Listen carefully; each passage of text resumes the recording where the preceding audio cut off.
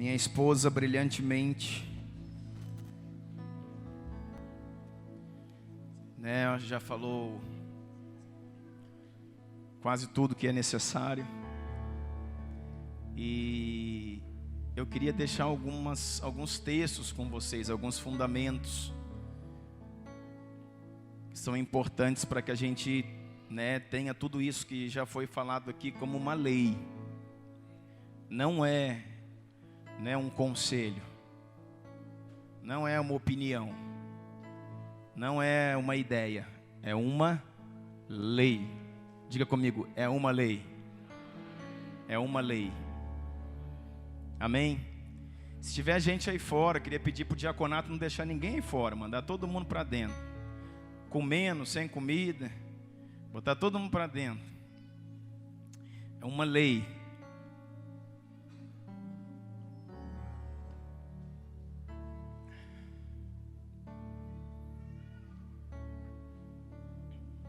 Depois, irmãos, nós vamos ter um bate-papo aqui, né? Nós estamos numa hora boa, está cedo ainda, e nós vamos ter um bate-papo aqui. Seria interessante que você ficasse, participasse, né? Nós vamos convidar pastores a tomar assento aqui conosco, né? Pastor Bruno, pastora Michele, pastor Marcos, pastora Cláudia, e nós vamos ter essa abertura aí para que a gente possa conversar um pouco. Como eu falei, fizemos isso ontem com os jovens e foi muito legal, foi bem bacana. Amém, irmãos? Gênesis capítulo 1, verso 27. O Gênesis nunca sai do caminho, né? O Gênesis é o cerne, é a criação, então tudo está aí. Eu quero falar para vocês, né? Eu quero, na verdade, já começar esse bate-papo. Não é bem uma pregação. Quero falar alguns pontos com vocês. Eu queria falar sobre o propósito da relação sexual. O propósito, os objetivos daquilo que a Bíblia nos leva a entender sobre a relação sexual no casamento. Como já foi dito aqui, é importante a gente entender, irmão, como uma lei, que todo sexo fora do casamento é pecado. De qualquer forma, de qualquer jeito, em qualquer lugar, todo sexo fora da aliança é pecado. E fere a lei de Deus, fere a aliança do Senhor e atrai juízo.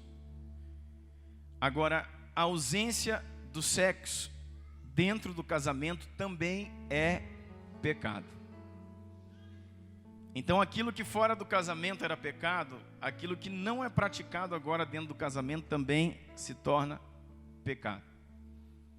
Só que nós precisamos entender a questão da relação sexual do casal. Isso já foi, né, dito aqui pela minha pastora, como um momento de celebração, como um momento de adoração, como um momento de culto ao Senhor, como um presente que Deus deu para o casal. Então, assim, existem três bases principais sobre o sexo, três propósitos principais. O primeiro, irmãos, é um propósito redentivo, e tem a ver com justamente procriar, tem a ver justamente com gerar, tem a ver com multiplicar. E não é só multiplicar pessoas, é multiplicar, irmãos, o reino. Porque quando Deus estabeleceu Adão, estabeleceu Eva, Ele deu uma ordem, diz assim: criou Deus, pois o homem à sua imagem, a imagem de Deus o criou, homem e mulher os criou. E Deus os abençoou e lhes disse: sede fecundos, multiplicai-vos e enchei a terra. Sede fecundos, multiplicai-vos e enchei a terra. Sujeitai-a, dominai-a sobre os peixes do mar, sobre as aves do céu, sobre todo animal que rasteja pela terra. Então, para que pudesse, o Senhor ter uma geração de filhos, era necessário que algo, né, propiciasse a isso. E o sexo faz parte disso. Faz parte de um mecanismo, faz parte de uma ação de Deus, para que os homens possam gerar filhos. E o propósito de Deus é para que todos os filhos, toda criatura se torne filho. Esse é o sonho do coração de Deus, alcançar toda a terra. O sonho do coração de Deus é que toda criatura se torne filho. E isso, vem também por meio do sexo. Segundo propósito tem a ver com aquilo que tem sido falado, com adoração. Tem a ver com adoração. Tem a ver com um altar, tem a ver com culto. A relação sexual, irmãos, é um culto a Deus. A relação sexual dentro do casamento é um lugar de adoração. Não somente entre os cônjuges, mas ligando os cônjuges ao Senhor. E através desse relacionamento, como disse a pastora aqui, os filhos são curados, a casa é estabelecida. Quando a gente lê o texto aqui também que falamos, Efésios 5, no verso 32, verso 31 de Efésios 5, joga aí para mim. Efésios 5, 31, diz: deixará então o homem seu pai e sua mãe, para se tornar com sua mulher, para se tornar com uma mulher uma só carne. E o verso 32, grande é esse mistério. Grande é o mistério, irmão, profundo é o mistério. Mas eu me refiro a Cristo e à igreja. Deixa eu te dizer uma coisa para você, o se tornar um, irmão, do casal, não acontece quando assina o papel no civil, não acontece quando recebe a oração na igreja. O se tornar um do casal acontece quando se consuma o ato, quando se tem o coito, quando se consuma o ato sexual. Então agora o casal é um. Você sabia que se não for consumado o casamento na relação sexual, irmãos, o casamento pode ser desfeito, o casamento pode ser anulado? Se o marido provar, legalmente que aquele casamento não foi consumado, que não há consumação, que a esposa, não quer, vamos supor, se dá a ele, não teve a consumação sexual, esse casamento pode ser anulado.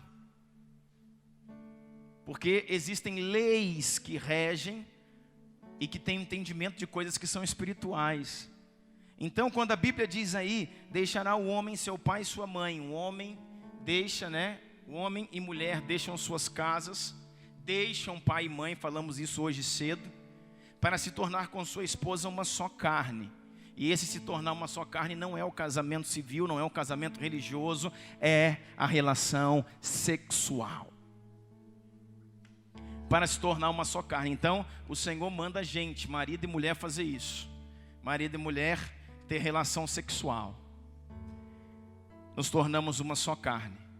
E aí Paulo vem dizendo, grande, poderoso, violento é esse mistério.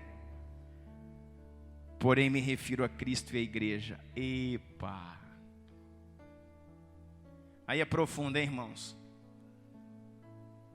E nesse texto de Efésios 5, aí no verso 32 que nós lemos, vem dizendo lá no início do texto, que o marido está para a esposa como Cristo, e a esposa está para o marido como igreja. Então qual o segundo propósito do sexo, irmãos? Adoração. Quem é noiva de Cristo aqui? Levante a mão, por favor. Você vem na igreja buscar o quê? O que você vem buscar na igreja? O noivo. Então você vem na igreja adorar. Então quando você vem na igreja como noivo buscar adoração, você está tendo intimidade com o noivo. E se você, por exemplo, esposa, ama vir na igreja e ter intimidade com o noivo, por que você não ama ter intimidade com seu marido?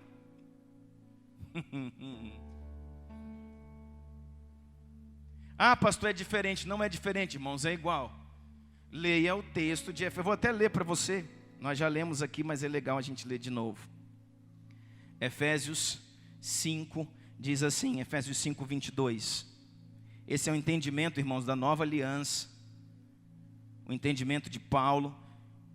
Efésios 5, 22. Vós, mulheres, sujeitai-vos aos vossos maridos como ao Senhor. Porque o marido é cabeça da mulher, assim como Cristo é cabeça da igreja, sendo ele o próprio Salvador do corpo. De sorte que, assim como a igreja está submetida, está sujeita a Cristo, assim também esposas sejam em tudo sujeitas aos seus maridos. Vós, maridos, amai vossas mulheres ou esposas, como também Cristo amou a igreja e assim mesmo se entregou por ela. Então, Cristo está para a igreja como o marido está para a esposa. A igreja está para Cristo, assim como a esposa está para o esposo. E o que mais, voltando ao que eu estava falando, o que mais uma igreja busca ter? Intimidade. Sim ou não? Irmãos, vocês estão aqui? Comeu o macarrão, né? Ficou pesado. O que mais uma igreja busca ter é intimidade. Então eu quero dizer, irmãos, que a intimidade que você tem com o seu cônjuge manifesta Cristo e a igreja. Então, irmãos, é culto. O momento que você tem de adoração com a sua esposa, com corações acelerados, com paixão, com santidade, com amor, o desenvolvimento que você tem com a sua esposa tem a ver com o relacionamento de Cristo e da igreja. Então, sexo, o segundo propósito, é adoração. Pastor, nunca ouvi não, é isso aí, então está ouvindo agora. Quando eu ministrei, irmãos, a primeira mensagem desse seminário que eu falei sobre a casa na rocha. Presta atenção, vem comigo. E eu falei algo, sabe, que eu estou desenvolvendo nesses dias. Quando você nasceu e você ainda não tinha recebido Jesus como Senhor, você era criatura, certo? Porque você se torna filho quando o recebe como Senhor da sua vida. Aí você se torna uma nova criatura, e o nova criatura é ser filho. Vamos lá, diga, a nova criatura é ser filho. Então você era criatura, o Senhor então te resgatou, porque a Bíblia diz que não somos nós que escolhemos a Ele, é Ele que nos escolhe. Então Ele foi e nos resgatou do pecado e nos trouxe para a mesa. Aí, Lima, nós deixamos de ser criatura e passamos a ser filho. Aí nós cantamos, eu era órfão e hoje sou filho. E a gente celebra a paternidade de Deus, porque nós somos filhos. Só que eu dizia aqui, quando falei sobre a casa na rocha, esse não é ainda o auge da intimidade. Esse ainda não é o auge da intimidade. Por quê? Porque o auge da intimidade não está numa condição de pai e filho, está numa condição de noivo e noiva. Por isso que a palavra em Cantares de Salomão, o Cântico dos Cânticos, no capítulo 1, verso 4, diz: o rei, o majestoso rei, se referindo a Deus, a Yeshua, ao Senhor, me trouxe como noiva e me atraiu às suas recâmaras. Para quê? Para a intimidade, para se tornar um. Por isso que nós falávamos naquele dia, e tem tudo a ver com isso, que por que o casamento está errado? Por que o casamento está dando errado? De muitos de nós, o casamento no Brasil, o casamento em toda a terra. Porque a nossa maior expressão de amor, nosso maior sentimento é em relação ao filho. Existe até aquele sofisma que nós falávamos aqui, que as pessoas dizem, quando você tiver um filho, você vai entender o que é amor.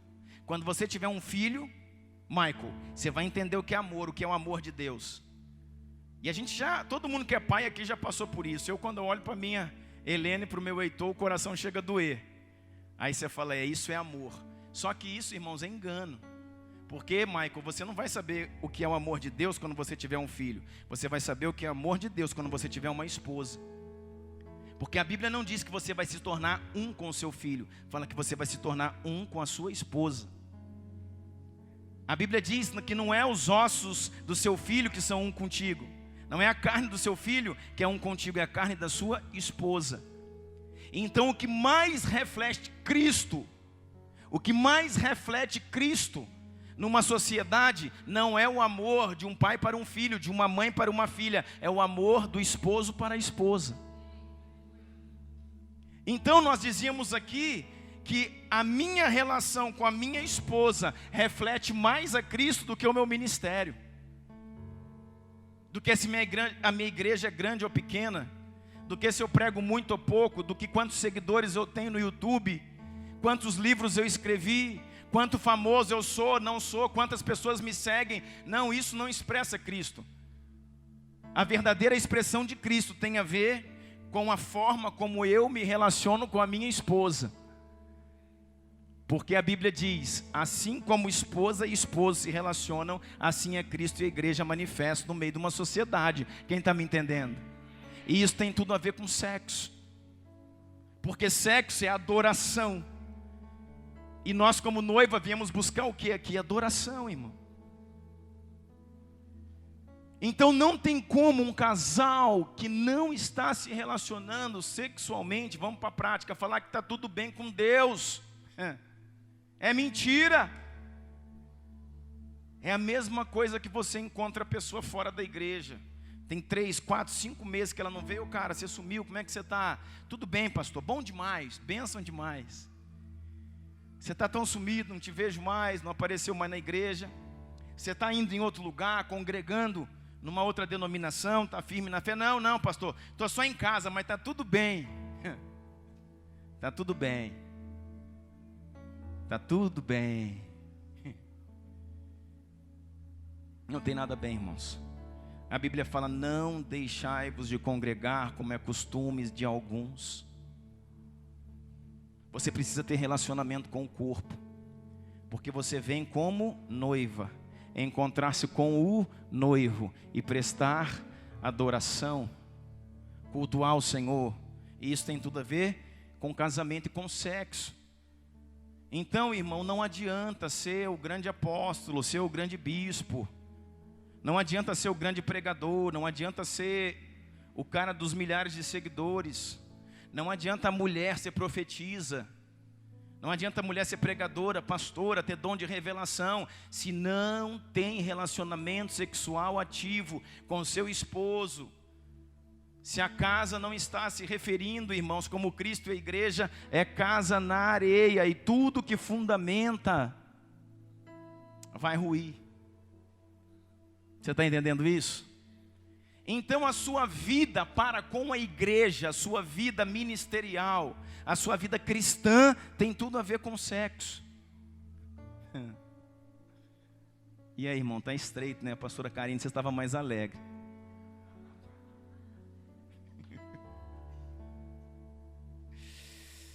Tem tudo a ver com sexo. E o terceiro propósito.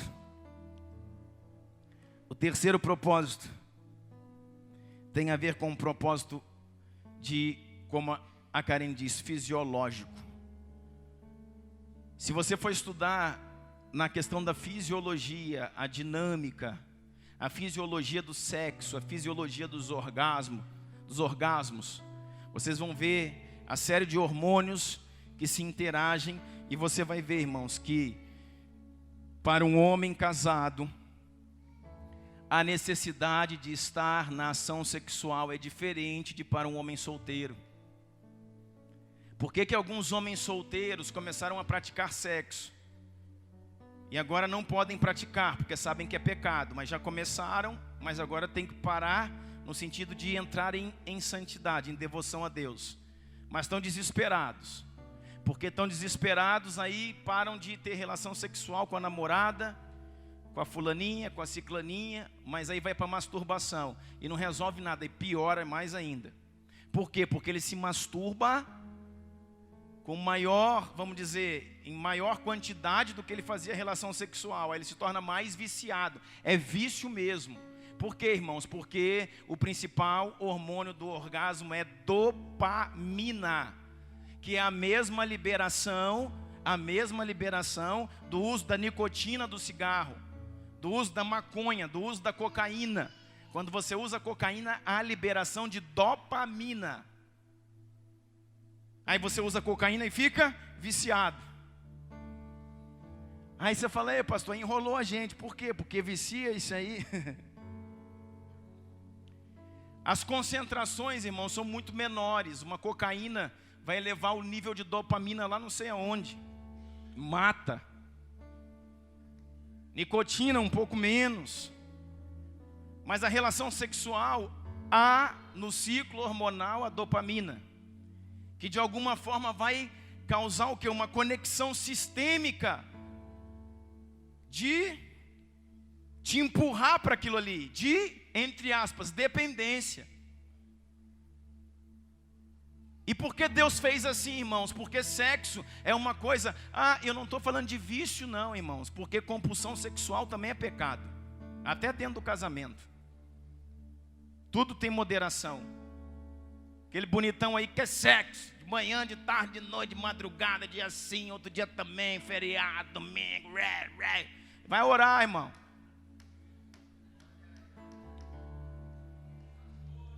Vai orar, irmão. Aquele irmão, eu falei lá na Umbridade, tem uns elo furador.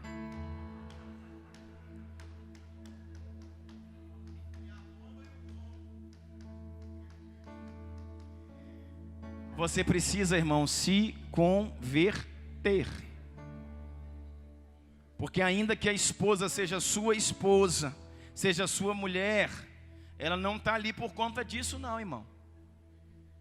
Então não é dia sim, outro dia também, dia sim, dia não, de manhã, de tarde, de noite, de madrugada.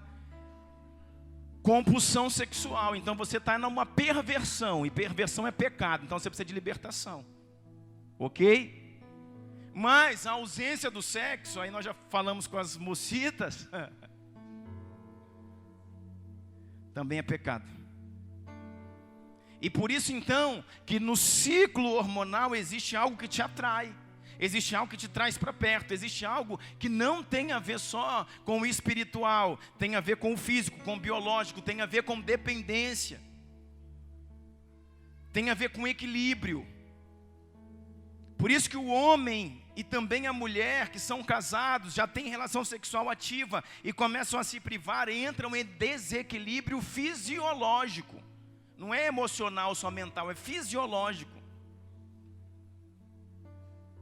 Quem está entendendo o que eu estou dizendo? Entra em desequilíbrio fisiológico. Por isso que eu falo para minha rainha, eu falei: como é que vai ser? Estou desequilibrado.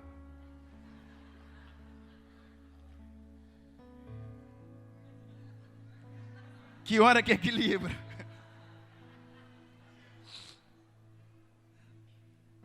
Isso é tão importante, irmãos.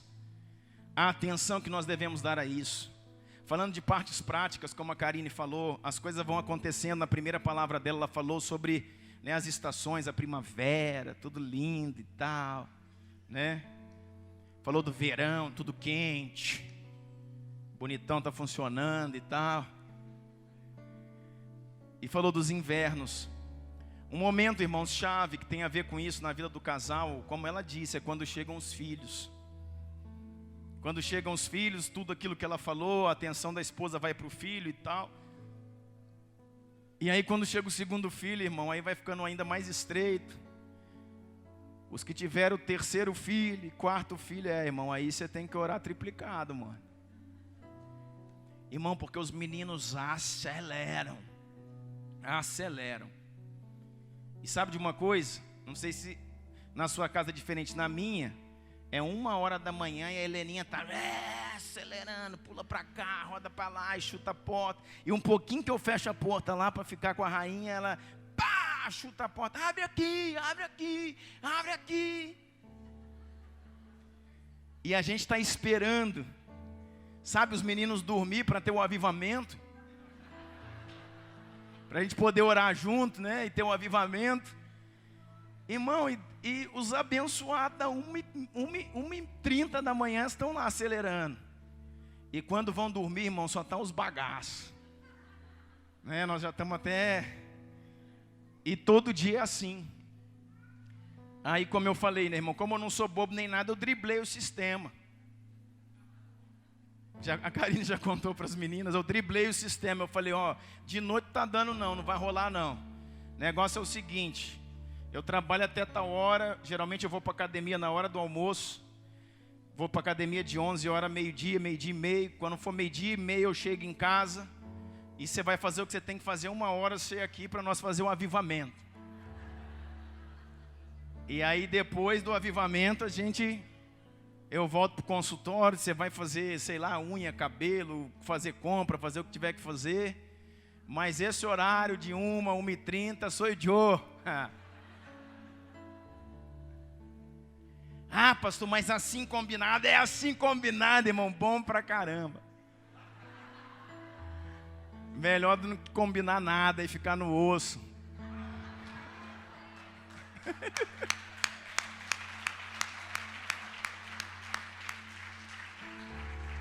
Por isso, irmãos, uma regra é não visite o pastor, irmão, às 13h30, 14 horas.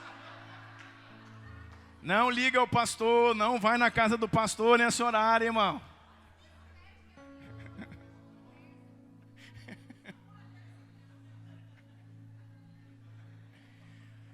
Irmãos, relação sexual tem que ter tempo de qualidade.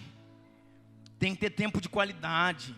Não adianta aquela rapidinha, né? Flap, flap, tchup, tchup.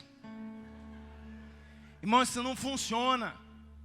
Até porque para os homens, como foi falado, eu detesto essa associação, né? Essa comparação que o homem é micro-ondas e mulher é fogão de lenha, mulher é churrasqueira, macho. Mas tem que ter tempo de qualidade. Porque senão, irmão, você que é micro-ondas, acelera e pá, mas aí você atira e morre. E a mulher, irmão, fica lá. Isso é muito sério. E essa questão, qual que é o problema da mulher? Problema não, né? A vantagem da mulher, que como diz aqui, é fogão de lenha, churrasqueira, né? Demora para acender.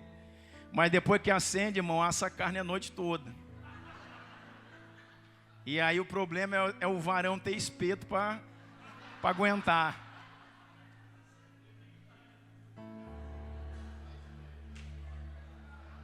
Agora vocês alegraram, né? Agora vocês ficaram felizes, né? Aí o problema é o varão ter espeto para aguentar a brasa.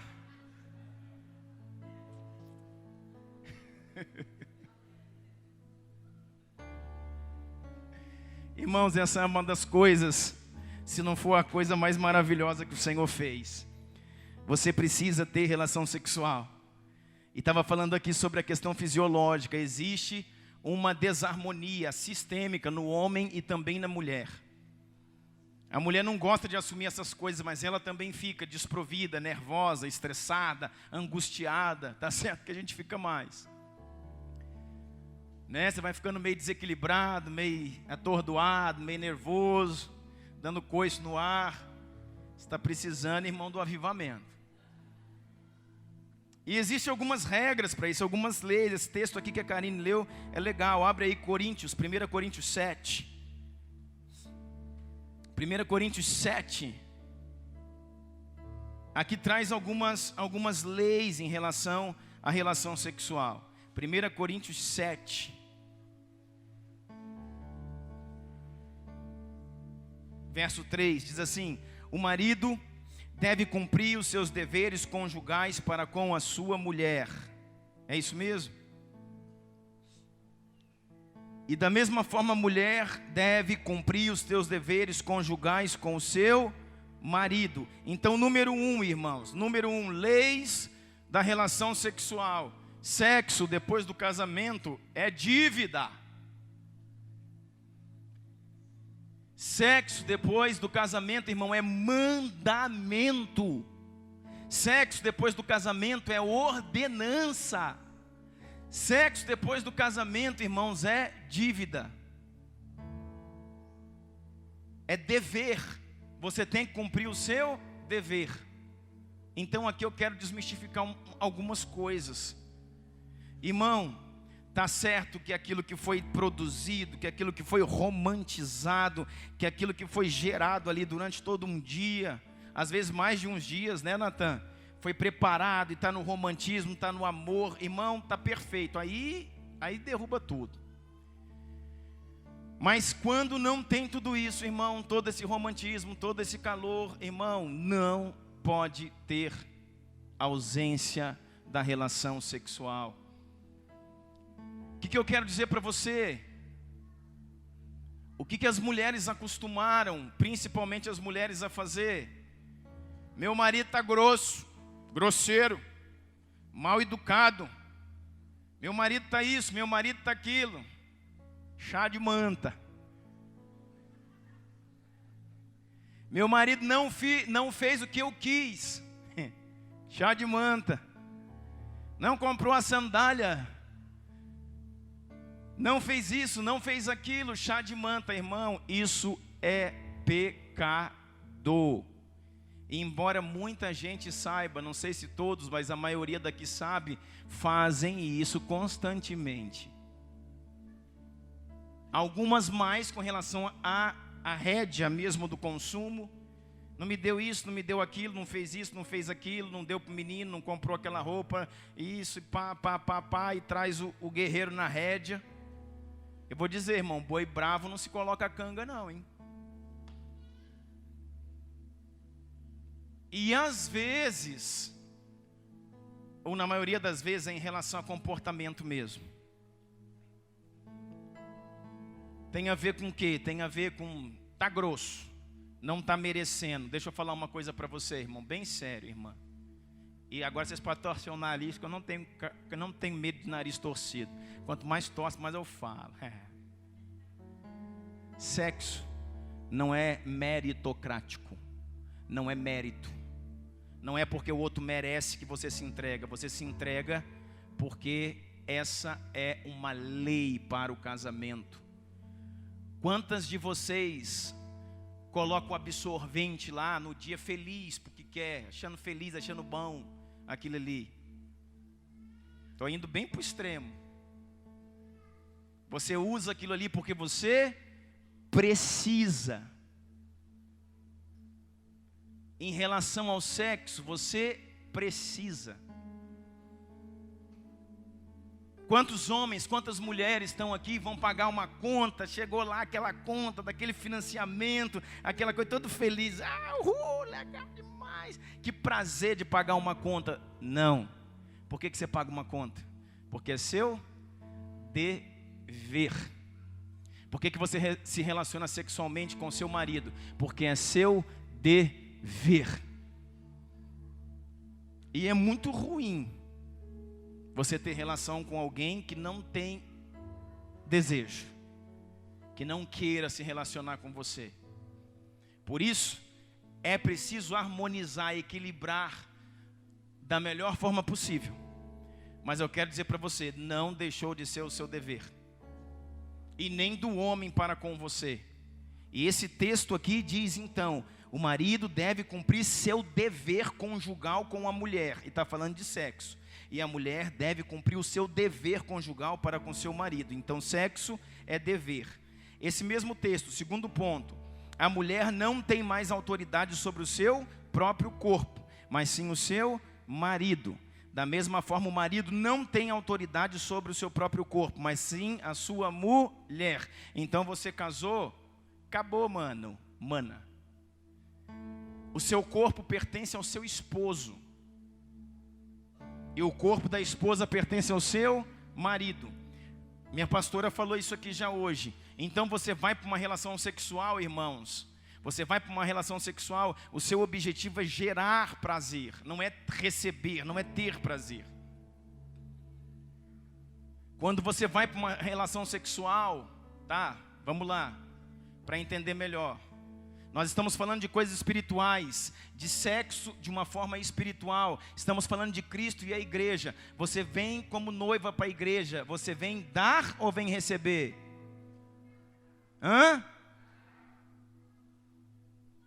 Então toda forma de adoração está no dar. Então o homem tem que ir para o sexo para dar, e a mulher tem que ir para o sexo para dar. Para dar o coração, para dar o seu melhor, para dar o seu tempo, para dar prazer para o outro. Então, homem bonitão, você já foi, já organizou, funcionou. Você não pode, irmão, ir dormir e virar as costas sem que a sua mulher esteja coberta pelo prazer que lhe é devido. Quantos estão entendendo o que eu estou dizendo? Existe um estudo, irmãos, norte-americano, que 73% das mulheres casadas não têm orgasmo no casamento. 73%. 73%. Porque isso tem muito a ver com aquilo que a Karine falou. Que bênção que ela me antecedeu.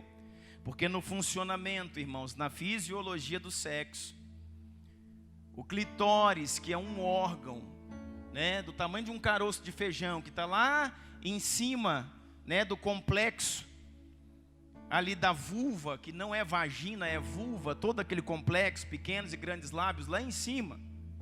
Aquele órgão, que também não é só aquele ponto, é um órgão que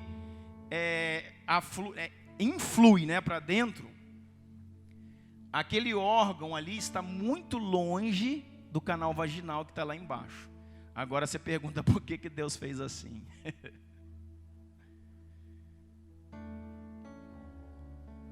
Sabe que você precisa entender que o lugar que você penetra, que o lugar que o homem penetra, chama-se canal vaginal. Aquele ali é o canal da vagina.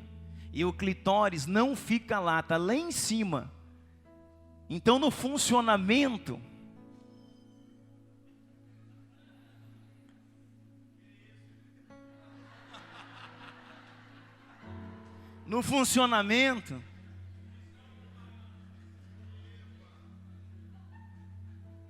o pênis masculino, irmãos, não toca o clitóris.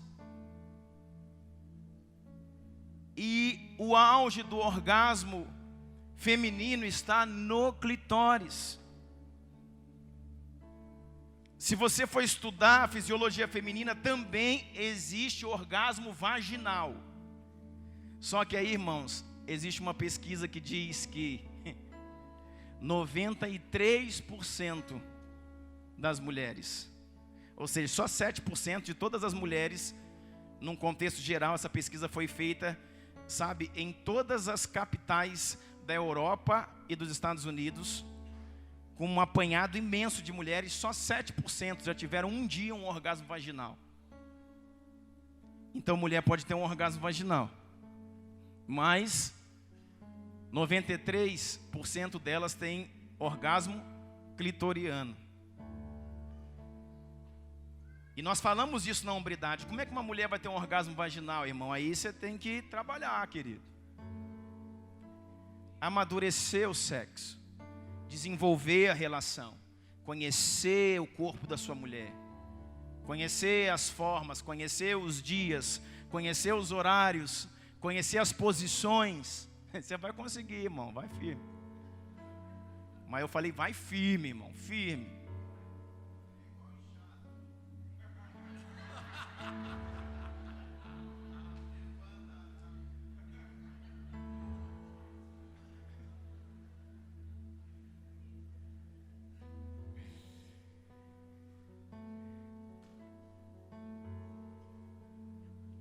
Mas você que está evoluindo, irmão, você que está treinando e não conseguiu chegar nesse lugar ainda, 93% das mulheres têm orgasmo clitoriano. O que isso quer dizer? Como já foi dito aqui, que você precisa estimular, que você precisa trabalhar, que você precisa conhecer o corpo da sua mulher.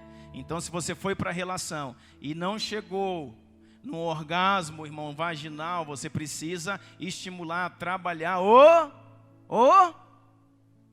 Não, vou ter que começar tudo de novo. Tá com vergonha, irmão? O clitóris.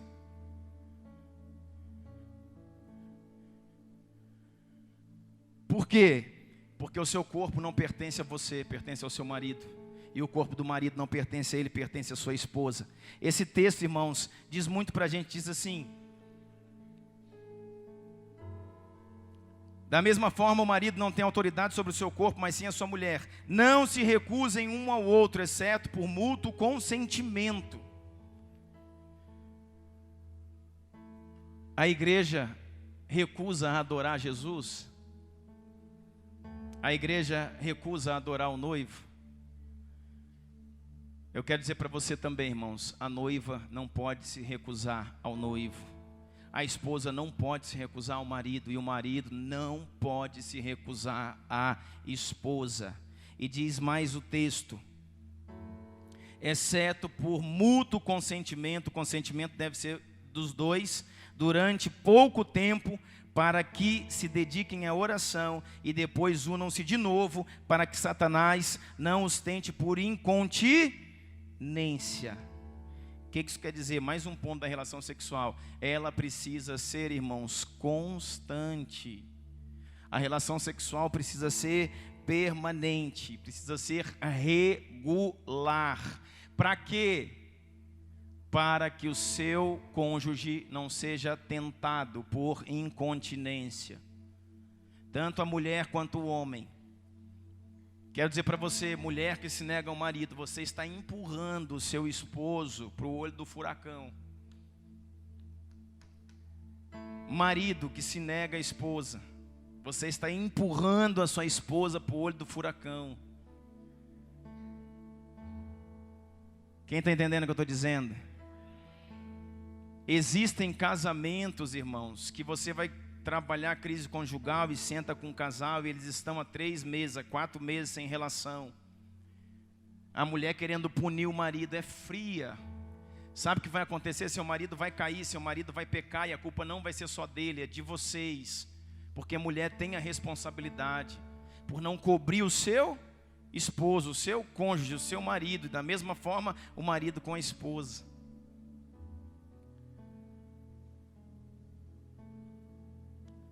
O que isso quer dizer? Isso quer dizer, irmãos, que tudo nós vamos fazer com bom senso. Tudo nós vamos fazer com uma alegria, tudo nós vamos fazer com prazer. A mulher não pode se negar, mas o homem tem que entender os seus processos, os seus dias. Da mesma forma, a mulher tem que entender o homem.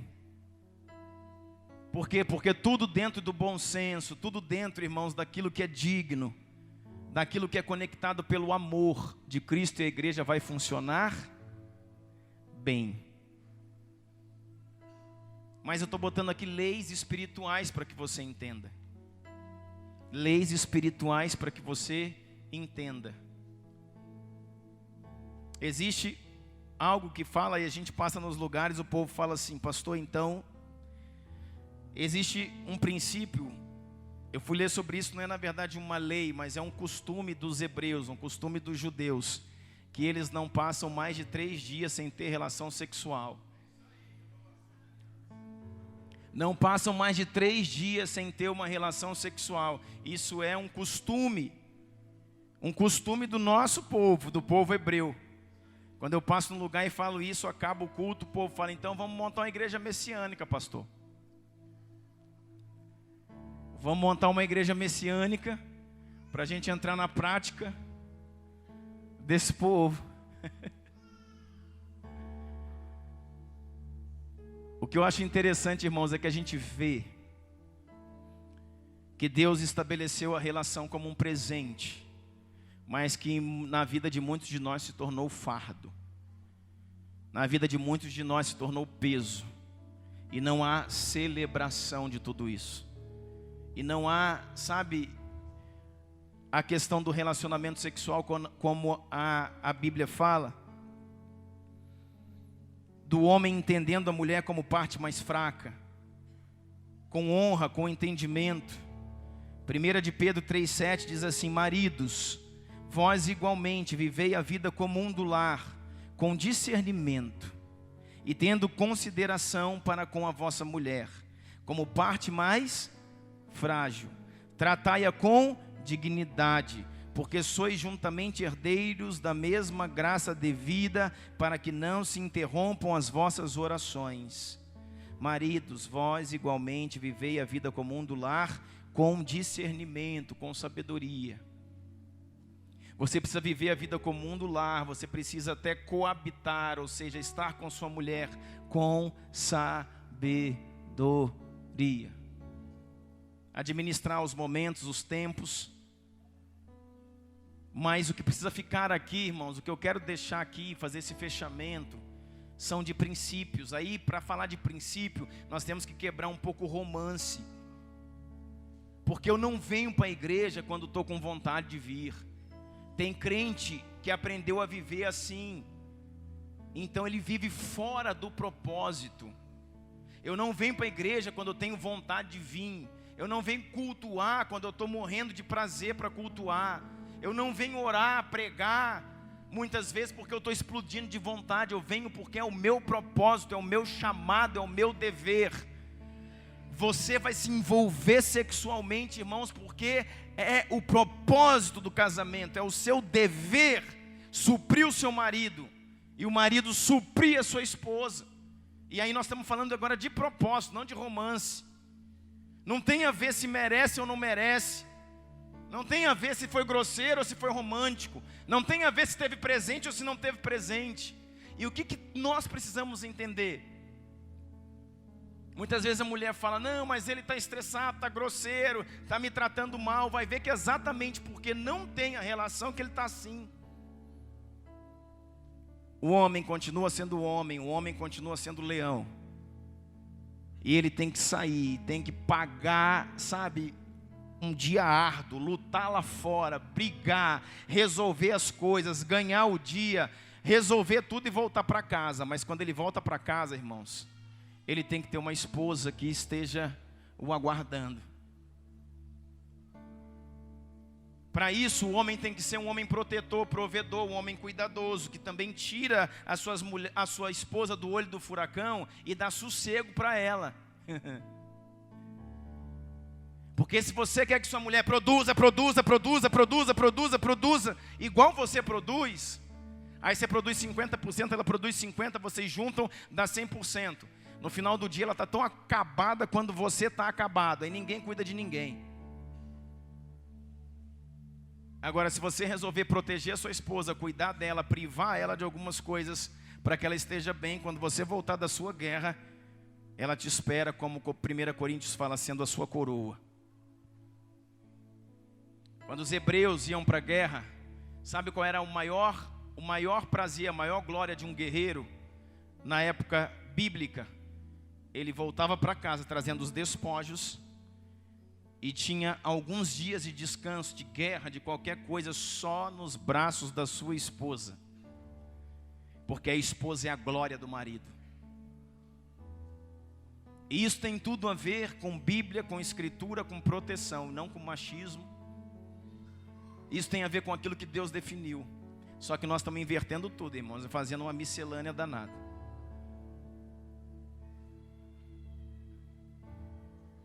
Agora nós vamos para o outro ponto, porque o homem não protege, não cuida, não provê, não toma frente. Aí a mulher vai e tem que suprir esse lugar da ausência do homem. Aí ela está cansada, estressada, sobrecarregada, amargurada. E o homem quer chegar em casa e ter uma Ferrari acelerando. Então a gente tem que rever ponto a ponto e entender como é que nós vamos fazer. Amém? Vocês estão silenciosos, pensando. Eu quero terminar isso aqui com você para a gente poder trocar umas ideias. Quero ler um texto. Abre aí comigo Cantares. Cantares, capítulo 7. Diz o texto assim: como são lindos, Cantares 7, 1, como são lindos os seus pés, calçados como sandálias, ó filha do príncipe. As curvas das suas coxas são como joias, obra das mãos de um artífice. No original essa palavra é meneios, que na verdade não é coxa. A palavra meneios se refere a quadris. As curvas dos seus quadris. Você sabe, né, irmão, o que é quadril? As curvas dos seus quadris são, obra da mão do artífice. É a própria égua do faraó. Seu umbigo é uma taça redonda onde nunca falta vinho. Sua cintura é um monte de trigo cercado de lírios. Seus seios são como os 2 filhotes da corça, gêmeos de uma gazela. Como você é linda. O cara é violento, hein, irmão? O que eu estou querendo mostrar isso aqui para a gente terminar, irmão? Isso aqui é um homem escrevendo, não é um projeto híbrido, como a gente tem por aí hoje. Isso aqui é um homem escrevendo. E tem mulher que quer um homem tão romântico, mas tão romântico, que vira híbrido. Eu vou dizer para você, irmão.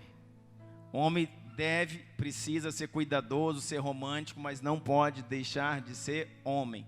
Como diz a minha pastora aqui, GOSTI, tem que falar para a mulher gostosa. Sabe por quê, irmão?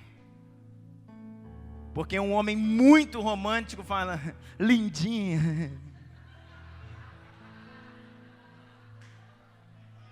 Homem, irmão, não pode deixar de ter a pegada de homem, irmão. O homem tem que ter a pegada de homem. E tem gente que acha que eu estou brincando, não estou não, irmão. Nós estamos num momento muito difícil da humanidade, a linha está muito fina. Por isso que a mulher vem, às vezes a gente não vê, botou um sapato novo, sapato de oncinha. Aí chega e fala, você não notou nada em mim, e você, nossa, olha em cima, olha embaixo, olha em cima. O homem não vê o sapato de oncinha novo, irmão. A mulher põe um sapato de oncinha para que outras mulheres vejam, porque o marido mesmo não vê essas coisas não. O marido não quer ver o sapato de oncinha, ele está de olho na onça.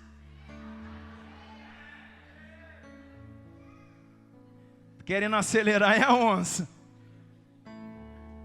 Agora quando o cara vier lá, nossa que lindo, sapatinho de oncinha. Te cuida, guerreiro.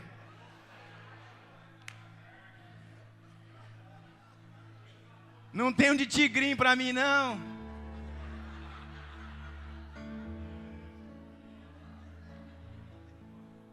Aqui é um homem escrevendo, irmão. Salomão está lá, a sunamita passava. E ele já escrevia, está aí, ó, em Cantares. Tu és como a égua dos carros de Faraó, amada minha, noiva minha, gostosa.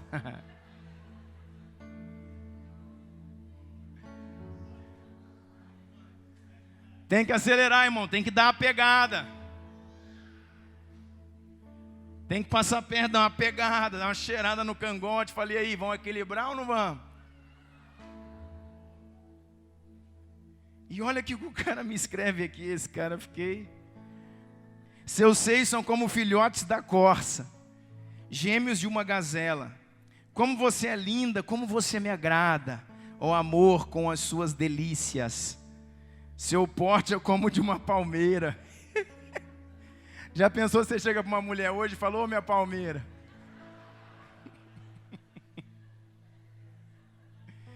Era bruta, hein? Seu porte é como o da palmeira, e seus seios como os seus cachos. E eu disse, subirei a palmeira, e me apossarei dos seus frutos. Sejam os seus seios como cachos da videira, o aroma da sua respiração como das maçãs. O que eu quero terminar esse momento com você, irmão, falando, você precisa, querido, aproveitar o que o Senhor te deu. Você precisa conhecer o corpo da sua mulher. A mulher precisa conhecer o corpo do seu marido. Vou falar uma coisa séria para vocês, irmãos. Tem gente que só faz sexo, só faz relação sexual no escuro. Porque o marido não pode ver a mulher. Mulher, não faça isso. Se o desejo do seu marido é olhar para você, deixe que ele te olhe. Deixe ele conhecer, né, os filhos da gazela. Deixa ele subir na palmeira, irmã. Deixa ele colocar o vinho aqui na taça. Deixa ele chupar a uva aqui, minha irmã. Resolve o problema. Estou falando de coisa séria. Porque o varão está cheio de coisa lá e fica cheio de coisa na cabeça, pensando isso, pensando aquilo. E aí, irmãos, vai procurar coisa onde não deve, chifre em cabeça de macaco. Então, irmão, vigia, irmã, vigia, irmão. Festeje, celebre o sexo, celebre o casamento, celebre a sua esposa. Tenha tempo de qualidade, manda os meninos para a escola, irmão. Sabe, organiza um horário certinho para ter tempo de qualidade, né? Surfa nas ondas da esposa. Deixa a esposa conhecer o seu corpo, deixa a esposa tocar você. Às vezes aquilo que você tem mais desejo, tem super vergonha. Irmãos, marido e mulher não pode ter vergonha. A Bíblia fala que foi feito Adão e foi feito Eva, isso está lá em Gênesis também. E eles estavam nus e não se envergonhavam. Sabe o que isso quer dizer? Que o casamento na plenitude de Deus é um lugar onde noivo e noiva, homem e mulher, estão desnudos e não se envergonham. Não tem vergonha, onde eles se descobrem um por outro, irmãos. Não só na sua nudez física, mas na nudez das suas emoções, na nudez dos seus sentimentos. Na meu relacionamento sexual com a minha esposa é o momento que a gente mais conversa, que começa ali, fala das coisas nossas, e precisa, sabe, de ter esse amadurecimento. Tem coisa que alguém vai perguntar aqui, já vou até responder para você: sexo oral é pecado, pastor? O que você acha? Quem acha que é, levanta a mão.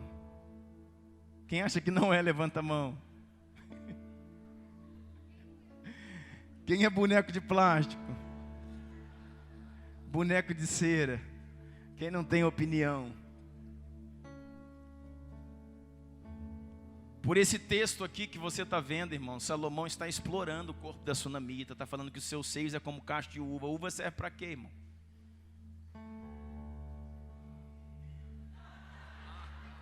É para quê? Não é para botar no sutiã, né, irmão?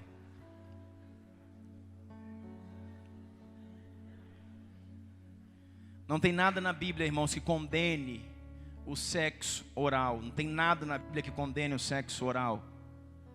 Não tem nenhum versículo também que, né, te ordene a fazer sexo oral.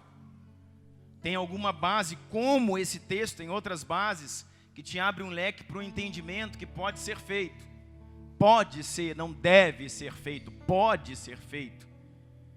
Então faz ou não faz, pode ou não pode, depende, irmãos, da cumplicidade.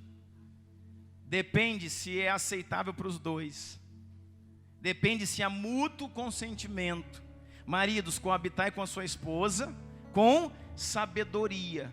Então, se para sua mulher é pecado, virou pecado, irmão. Porque se você obrigá-la é sem sabedoria. Então, sexo oral pode, não pode, é para fazer, não é para fazer, irmão? Depende do que? Do mútuo consentimento. Mas a Bíblia não condena, não coloca como prática de pecado. Não tem algo também que te diz que é seu dever. Mas tem textos que abrem uma legalidade para que seja possível. Quem está me entendendo? Então, irmãos, depende do consenso do casal.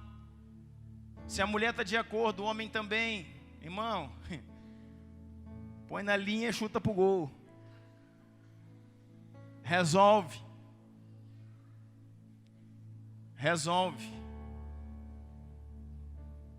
Amém, meu irmão? Então, além de tudo isso, de ser dever, de ser um dever, de ter que ser feito regularmente, do seu corpo não pertencer a você, pertencer à sua esposa, e o da esposa pertencer ao seu marido, de você entrar para a relação para satisfazer o seu cônjuge e não a si mesmo. Em todos esses princípios, eu quero dizer para você, irmãos, há alegria, há satisfação, é um presente de Deus, é um momento de celebração, é um momento de equilíbrio hormonal, fisiológico. Vou dizer para você, irmão, sexo emagrece, sexo aumenta a frequência cardiorrespiratória e melhora a saúde, sexo faz bem para a pele, sexo controla hormônios, e sexo glorifica ao Senhor. Glorifica ao Senhor o sexo no casamento. Por isso eu quero deixar isso para vocês aqui, que aqueles irmãos que têm tido crises nessa área, senta com a sua esposa, conversa, acerta, organiza, ora junto. Ora junto. Pastor Veinho está cansado. Pastor Veinho está cansado.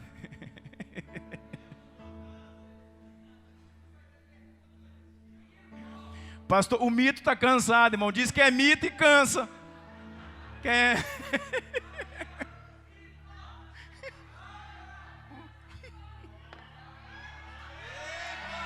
É mito mesmo, hein? É mito!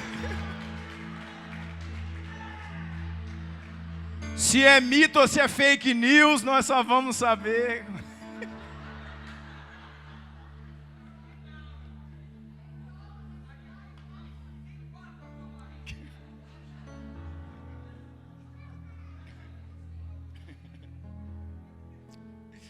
Casamento é celebração, irmão. Celebre, celebre, celebre, celebre. Acerte suas diferenças, procure ajuda, você que precisa, mas celebre a vida. Amém?